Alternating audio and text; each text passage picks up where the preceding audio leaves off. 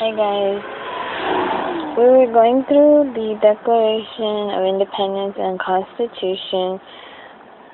We're actually at the Constitution.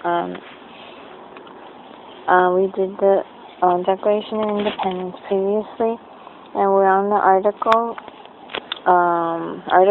There's 1 through 7, and we have reached the end of Article 1.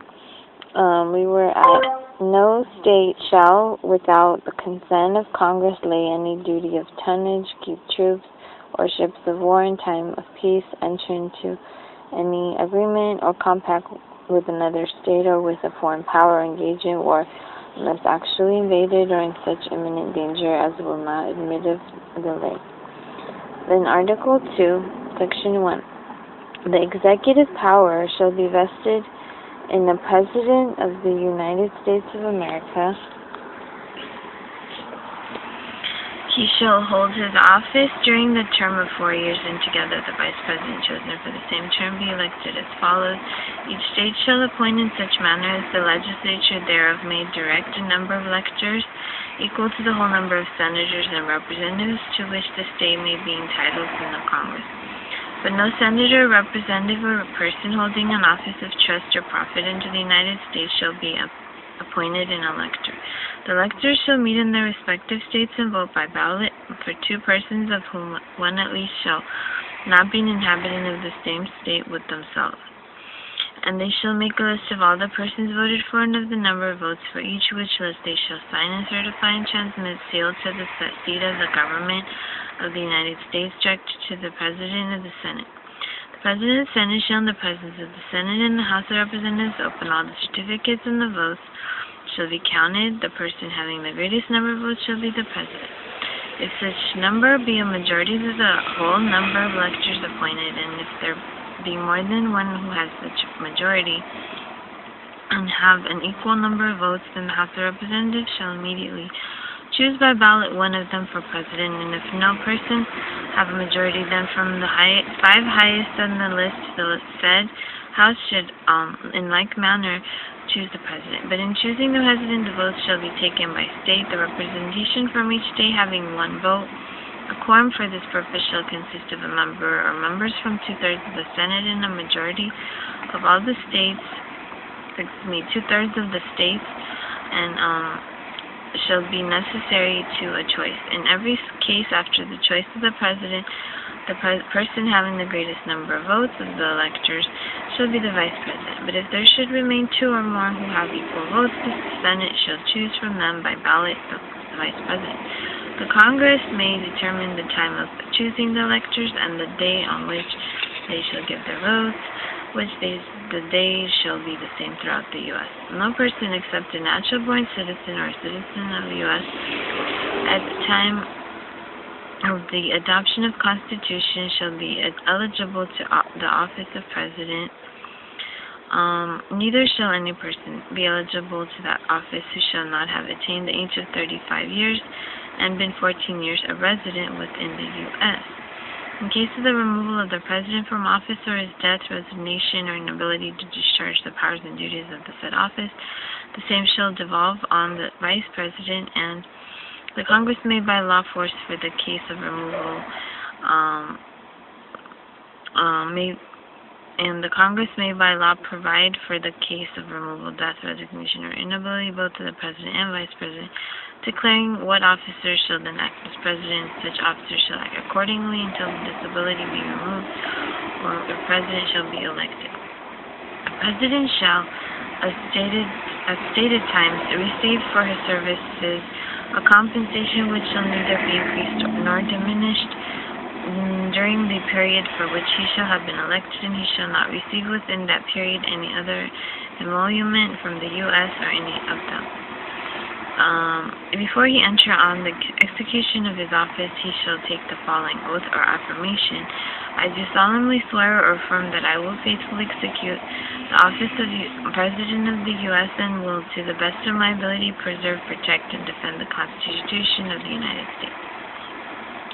Section 2. The President shall be Commander-in-Chief of the Army and Navy of the U.S. and of the militia of the several states, when called into the actual service of the U.S., he may require the opinion in writing of the principal officer in each of the executive departments upon any subject relating to the duties of their respective offices, and he shall have power to grant reprieves and pardons for offenses against the U.S. except in cases of impeachment. He shall have power by and with the advice and consent of the Senate to make treaties, provide 2/3 of the senators present provided they concur, and he shall nominate, and by and with the advice and consent of the Senate shall appoint ambassadors, other public ministers and consuls, judges of the Supreme Court, and all other officers of the U.S. whose appointments are not herein otherwise provided for,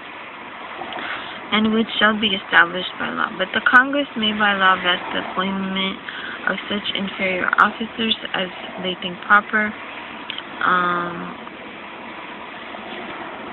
in the President alone, in the courts of law, or in heads of departments. The President shall have power to fill up all vacancies that may happen during the recess of the Senate by granting commissions which shall expire at the end of their next session. Section 3. He shall from time to time give to the Congress information of the state of the Union and recommend to their consideration such measures as he shall judge necessary and expedient. He may, on extraordinary occasions, convene both houses or either of them, and in case of disagreement between them with respect to the time of adjournment, he may adjourn them to such time as he shall think proper. He shall receive ambassadors and other public ministers. He shall take care that the laws be faithfully executed. Shall commission all officers of the U.S. Section 4. The President, Vice President, and all civil officers of the U.S. shall be removed from office on impeachment for and conviction of treason, bribery, or other high crimes and misdemeanors. Article 3. Section 1. The judicial power of the U.S. states shall be vested in one Supreme Court and in such inferior courts as the Congress may from time to time ordain and establish. The judges both of the Supreme and inferior courts shall hold their offices during good behavior, and shall at stated times receive for their services a compensation which shall not be diminished during their continuance in office. Section 2. The judicial power shall extend to all cases in law and equity arising under this Constitution, the laws of the U.S. and treaties made or which shall be made under their authority, to all cases affecting ambassadors, other public ministers and consuls, to all cases of admiralty and maritime jurisdiction, to controversies to which the U.S. shall be a party, to controversies between two or more states, between a state and a citizen of another state, between citizens of different states, between citizens of the same state claiming lands under grants of different states, and between a state or the citizens thereof and foreign state citizens or subjects. In all cases affecting ambassadors, other public ministers and consuls, and in which a state shall be party, the Supreme Court shall have original jurisdiction. In all other cases before mentioned, the Supreme Court shall have appellate jurisdiction, both as law and fact, with such exceptions and under such regulations as the Congress shall make. The trial of all crimes except in cases of impeachment shall be by jury, and such trial shall be held in the state where the said crime shall have been committed, but when not committed within any state, the trial shall be at such place or places the Congress may by law have directed. Section 3. Treason against U.S. shall consist only in levying war against them or in adhering to their enemies, giving them aid and comfort. No person shall be convicted of treason unless on the testimony of two witnesses to the same overt act or on confession in open court. The Congress shall have power to declare the punishment of treason, but no attainder of treason shall work corruption of blood or forfeiture except during the life of the person attained.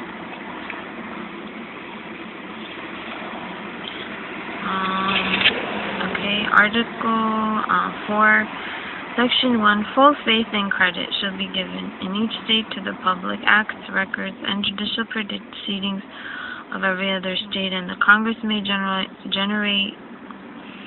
may by general laws prescribe the manner in which such acts, records, and proceedings shall be proved, and the effects thereof. Section 2. The citizens of each state shall be entitled to all privileges and immunities of citizens in the several states. A person charged in any state with treason, felony, or other crime, who shall flee from justice and be found in another state, shall, on demand of the executive authority of the state from which he fled, be delivered up to be removed to the state having jurisdiction of the crime. No person held to service or labor in one state under the laws thereof, escaping into another, shall in consequence of any law or regulation therein be discharged from such service or labor, which shall be delivered upon claim of the party to whom the service or labor may be due. Section 3. New states may be admitted by the Congress into this Union, but no new state shall be formed or erected within the jurisdiction of any other state, nor any state be formed by the junction of two or more states, or parts of states, without the consent of the legislatures of the states concerned as well as of the Congress. The Congress shall have power to dispose of and make all needful rules and regulations respecting the territory or other property belonging to the U.S., and nothing in this Constitution shall be construed as to prejudice any claims of the U.S. or of any particular state. Section 4. The U.S. shall guarantee to every state in this Union a republican form of government, and shall protect each of them against invasion, and on application of the legislature or the executive, when the legislature cannot be convened, against domestic violence. Article 5. The Congress, whenever 2/3 of both houses shall deem it necessary, shall propose amendments to this Constitution or on the application of the legislatures of 2/3 of the several states, which shall call a convention for proposing amendments, which in each case shall be valid to all intents and purposes as part of the Constitution when ratified by the legislature of 3/4 of the several states, or by conventions in 3/4 thereof, as one of the other mode of ratification may be proposed by the Congress, provided that no amendments which may be made prior to the year 1808 shall in any manner affect the first and fourth clauses in the 9th section of the first article, and that no state without its consent shall be deprived of its equal suffrage in the Senate. Article 6. All debts contracted and engagements entered into before the adoption of this Constitution shall be as valid against the U.S. under this Constitution as under the Confederation. This Constitution and laws of U.S. which shall be made in pursuance thereof, and all treaties made or which shall be made under the authority of the U.S. shall be the supreme law of the land, and the judges in every state shall be bound thereby, and anything in the Constitution or laws of any state to the contrary notwithstanding. The senators and representatives before mentioned, and members of several state legislatures, and all executive and judicial officers both of U.S. and several states shall be bound by oath or affirmation to support the Constitution, but no religious test shall ever be required as a qualification to any office or public trust under U.S. Article 7. Ratification of conventions of 9 states shall be sufficient for establishment of this Constitution between states, so ratifying the same, done in convention by the unanimous consent of states present the 17th day of September in the year of our Lord 1787, and of the independence of U.S. The 12th, in witness whereof we have hereunto subscribed our names, and signed George Washington, President and Deputy from Virginia.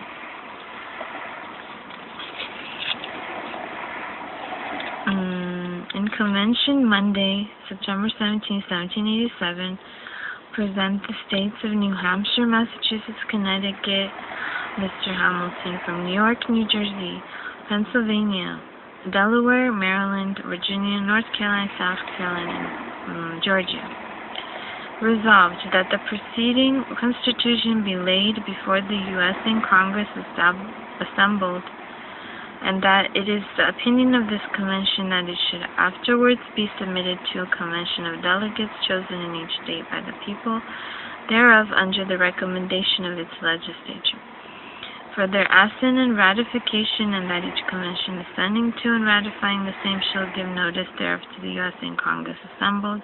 Resolved that it is the opinion of this Convention that as soon as the Conventions of 9 states shall have ratified the Constitution, the U.S. in Congress assembled should fix the day on which electors shall be appointed by the states which shall have ratified the same, and the day on which the electors should assemble to vote for the President, and the time and place for commencing proceedings under this Constitution. That after such publication the electors should be appointed and senators and representatives elected.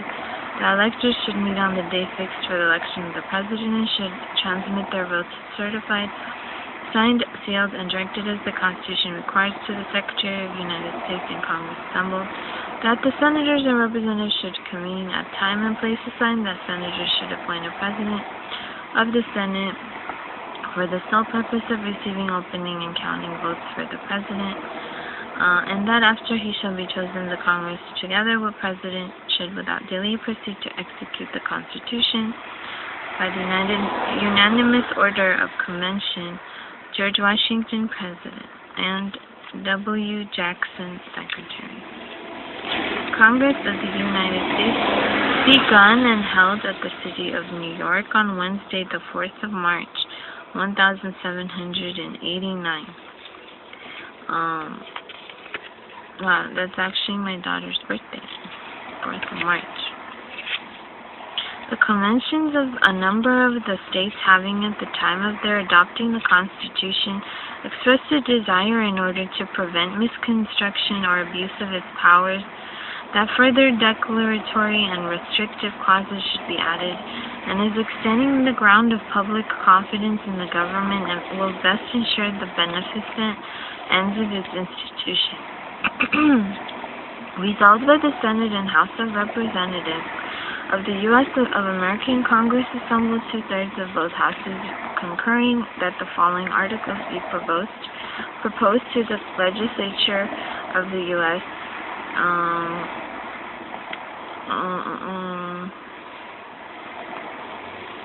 Of the several states as amendments to the Constitution of the United States, all or any of which articles, when ratified by 3/4 of the said legislatures, be valid to all intents and purposes as part of the said Constitution.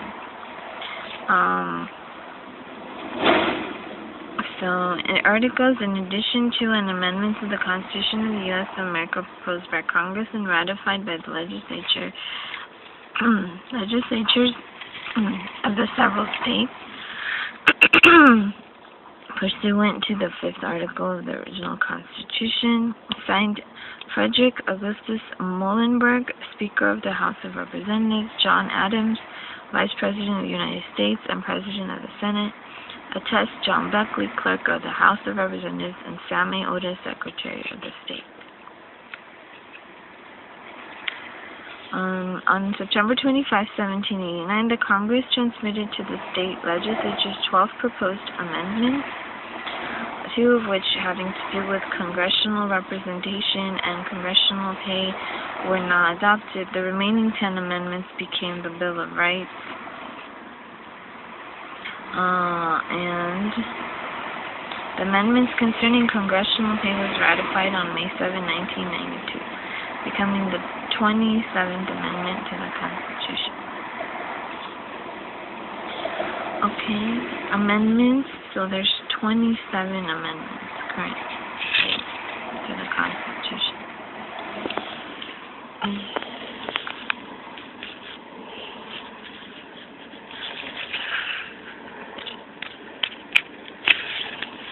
Congress shall not make no law respecting an establishment of religion or prohibiting the free exercise thereof, or abridging the freedom of speech or of the press, or the right of the people peaceably to assemble and to petition to the government for a redress of grievances. That's Amendment 1. A well-regulated militia being necessary to the security of a free state, the right of the people to keep and bear arms shall not be infringed. 2. 3. No soldier shall in time of peace be quartered in any house without the consent of the owner, nor in time of war, but in a manner to be prescribed by law. 4. The right of the people to be secure in their persons, houses, papers, effects against unreasonable searches and seizures shall not be violated, and no warrants shall issue but upon probable cause, supported by oath or affirmation, and particularly describing the place to be searched and the persons or things to be seized. So it says the first 10 amendments, or the Bill of Rights, was ratified effective December 15, 1791. Then the Fifth Amendment, no person shall be held to answer for a capital or otherwise infamous crime unless on the presentment or indictment of a grand jury, except in cases arising in the land or naval forces, or in the militia when in actual service in time of war and public danger. Nor shall any person be subject for the same offense to be twice put in jeopardy of life or limb, nor shall be compelled in any criminal case to be a witness against himself, nor be deprived of life, liberty, or property without due process of law, nor shall private property be taken for public use without just compensation. 6. In all criminal prosecutions, the accused shall enjoy the right to speedy and public trial by an impartial jury of the state and district wherein the crime shall have been committed, and which district shall have been previously ascertained by law, and to be informed of the nature and cause of the accusation, and to be confronted with witnesses against him, to have compulsory process for obtaining witnesses in his favor, and to have the assistance of counsel for his defense. Amendment 7. In suits at common law where the value in controversy shall exceed $20, the right of trial by jury shall be preserved, and no fact tried by a jury shall be otherwise re-examined in any court of the U.S. than according to the rules of the common law. 8. Excessive bail shall not be required, nor excessive fines imposed, nor cruel and unusual punishments inflicted. I think we're going to take a pause and we'll continue. We'll do through 10. The enumeration in the Constitution of certain rights shall not be construed to deny or disparage others retained by law. 9 and 10. The powers not delegated to U.S. by Constitution or prohibited by to the states are reserved to the states respectively or to the people. We'll do 11 through the rest to 27 after. It says the 11th Amendment was ratified February 7, 1795, and the 12th was June 15, 1804. Those were added later on. So I'll see you guys later. My page, facebook.com/YOSALPLY, YOSALPLY. Bye.